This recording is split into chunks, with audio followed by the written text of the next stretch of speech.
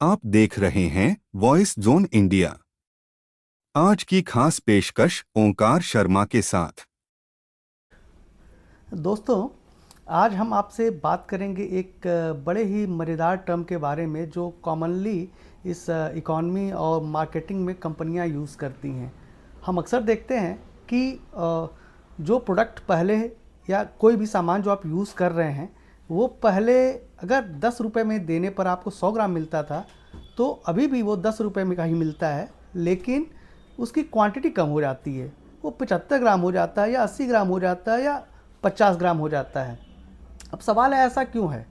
Companies उस 100 ग्राम के packet की एमआरपी क्यों नहीं बढ़ाती हैं, और वो ऐसा करके क्या मैसेज देना चाहती हैं? तो सबसे पहले हमें ये समझना होगा कि इसको कहते क्या हैं। मार्केटिंग और इकोनॉमी के टर्म में इसको श्रिंकफ्लेशन कहते हैं।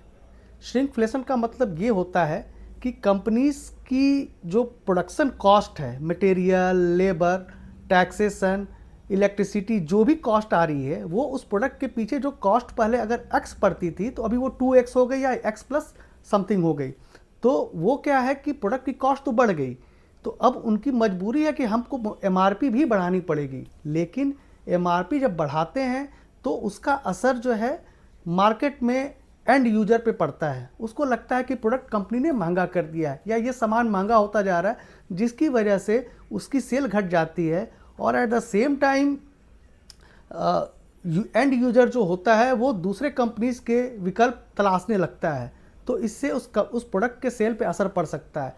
तो इसलिए कंपनीज एमआरपी नहीं बढ़ाती, बल्कि इसको जो क्वांटिटी है प्रोडक्ट की वो कम कर देती है। In fact it is also known as graceful degradation.